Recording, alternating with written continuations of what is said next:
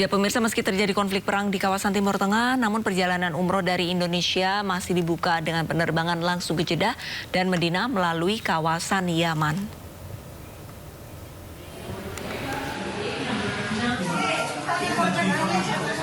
Meski terjadi konflik perang di kawasan Timur Tengah, dua maskapai tetap melakukan penerbangan umroh dari Sidoarjo, Jawa Timur. Pihak maskapai melakukan penerbangan secara langsung melalui kawasan Yaman menuju Jeddah.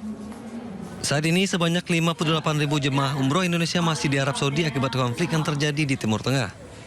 Ketua Umum Aliansi Pengusaha Ramain Seluruh Indonesia Amaluddin menyampaikan, saat ini pihak Biro Perjalanan Umroh masih melakukan koordinasi dengan pihak Kementerian Haji Indonesia agar bisa segera memulangkan jemaah umroh yang terjebak transit di Bandara Abu Dhabi dan Qatar yang saat ini dalam darurat perang.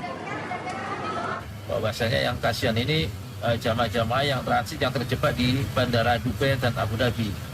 Mereka tidak bisa keluar dari bandara dan tidak bisa lanjut juga, ya kan, karena penerbangan tutup. Makanya tadi sudah Kementerian Haji sudah juga akan berusaha menghubungi perwakilan Indonesia yang ada di Dubai untuk bisa membantu jamaah-jamaah ini. Sementara itu, sejumlah calon jemaah umroh asal Indonesia banyak yang menunda keberangkatan umroh menunggu kebijakan dari Kementerian Haji Indonesia dan Arab Saudi. Dari Sidoarjo, Jawa Timur, Pramono Putra Ainus melaporkan. Pemirsa, pemerintah mencermati perkembangan situasi keamanan di kawasan Timur Tengah yang semakin dinamis dan tidak menentu. Dengan mempertimbangkan aspek keselamatan dan perlindungan jemaah, pemerintah mengimbau jemaah umroh yang dijadwalkan berangkat dalam waktu dekat menunda keberangkatannya. Kami menghimbau kepada seluruh jamaah umroh yang akan berangkat dalam waktu dekat untuk menunda keberangkatan sementara sampai dengan waktu yang tidak ditentukan atau sampai dengan kondisi sangat kondusif untuk keamanan dan kenyamanan seluruh warga negara Indonesia yang akan menunaikan ibadah di Tanah Suci. Pemirsa, imbas situasi di Iran, 20 penerbangan menuju ke Timur Tengah di Bandara Internasional Soekarno-Hatta dibatalkan. Hingga Minggu malam tercatat 20 penerbangan dibatalkan, terdiri dari 10 keberangkatan dan 10 kedatangan. Pembatalan didominasi maskapai rute Timur Tengah, diantaranya ada Emirates, Qatar Airways, dan Etihad Airways. Adapun rute yang terdampak meliputi Doha, Abu Dhabi, dan Dubai. Penumpang tidak bisa berbuat banyak selain menunggu kepastian jadwal keberangkatan dari pihak maskapai. Meskipun demikian, pihak bandara menegaskan secara umum operasional bandara tetap berjalan aman, tertib, dan lancar. Pihak bandara juga memastikan penumpang dapat melakukan penjadwalan ulang atau pengembalian uang. Pihak bandara juga mengimbau penumpang untuk terus memantau informasi resmi dari maskapai masing-masing guna memastikan jadwal penerbangan.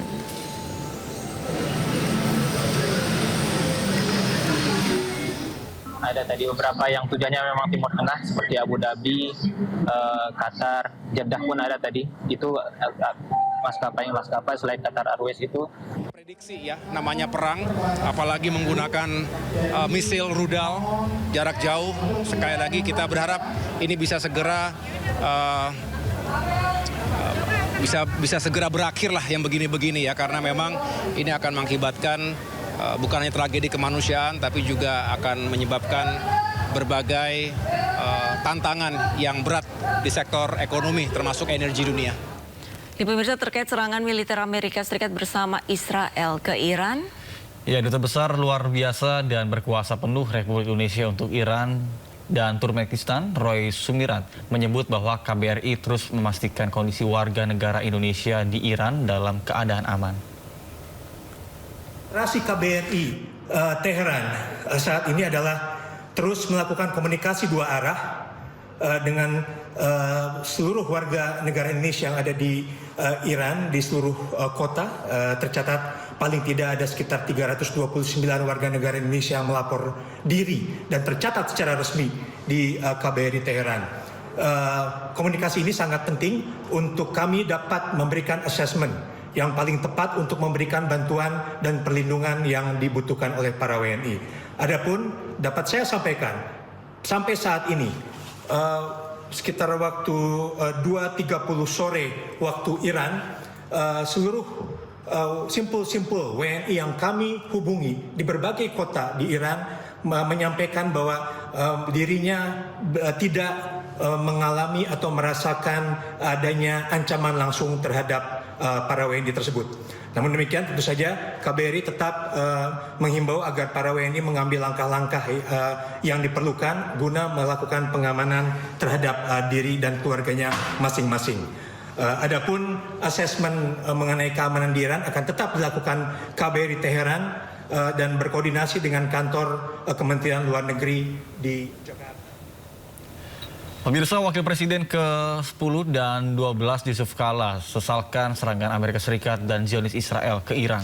Ia pun berduka atas tewasnya pemimpin Iran dan mengajak warga Indonesia mendoakan perang agar segera usai. Sementara mantan diplomat senior sekaligus ex-wakil Menteri Luar Negeri Republik Indonesia, Dino Patijalal, turut menganalisa konflik Amerika-Israel dengan Iran. Dan berduka akan hal tersebut.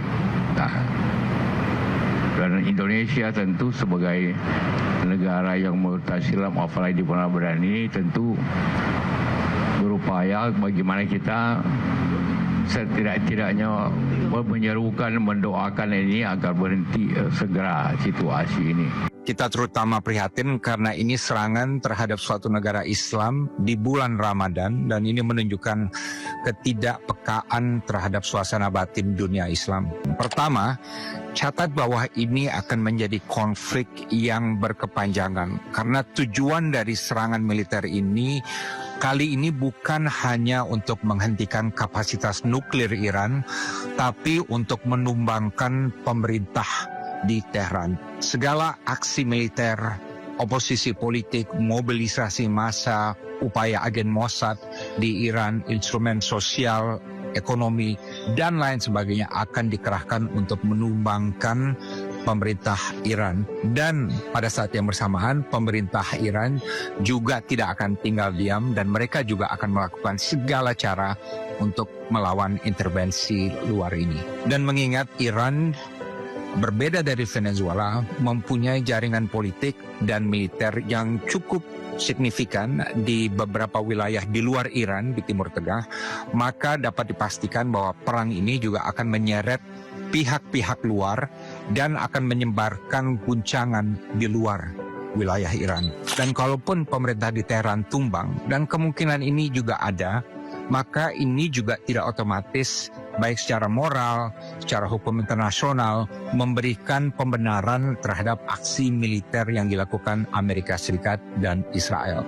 Saya sudah membaca pernyataan pemerintah Indonesia, dalam hal ini Kementerian Luar Negeri, yang menyatakan bahwa Presiden Prabowo siap untuk terbang ke Teheran untuk menjadi penengah konflik ini. Sebagai political scientist yang independen dan juga sebagai mantan diplomat Indonesia, saya heran kenapa ide ini tidak difilter dulu sebelum diumumkan, karena sangat tidak realistis. Kenapa? Pertama, dalam melakukan serangan militer kepada musuhnya, Amerika Serikat itu jarang sekali mau ditengahi atau dimediasikan oleh pihak ketiga. Ego Amerika sebagai negara superpower terlalu tinggi untuk menerima itu. Dan saya juga meyakini Presiden Trump kali ini tidak mau Indonesia ikut campur karena moodnya pada saat ini sedang gelap mata untuk menumbangkan pemerintah Iran. Dan menarik dicatat bahwa sejumlah teman saya di Washington DC memberitahu saya bahwa serangan Amerika Serikat terhadap Iran juga merupakan upaya untuk mengalihkan perhatian